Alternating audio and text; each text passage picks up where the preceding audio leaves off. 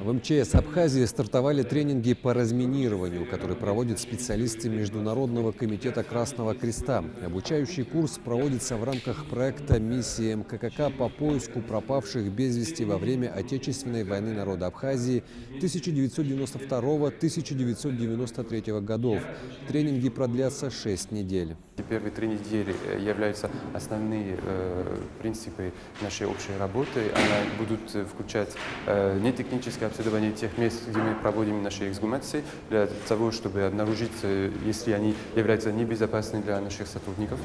Вторая часть – это сопровождение антропологических исследователей во время обнаружения возможных останков или просто поиска в местах, где мы ведем эти эксгумации. А третья часть – это будет введение напоминание о принципах первой домедицинской помощи. В этом году поиски пропавших без вести стартуют в июне и продолжатся до августа. Сотрудники МЧС, которые будут обеспечивать безопасность проведения работ, включены в поисковую группу впервые.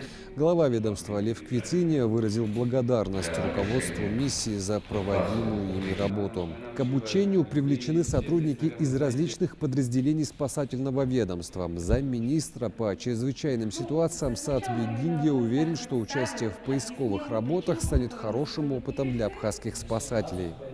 Для Министерства МЧС эти тренинги очень важны, так как это идет программа по поиску пропавших во время войны 92-93 годов.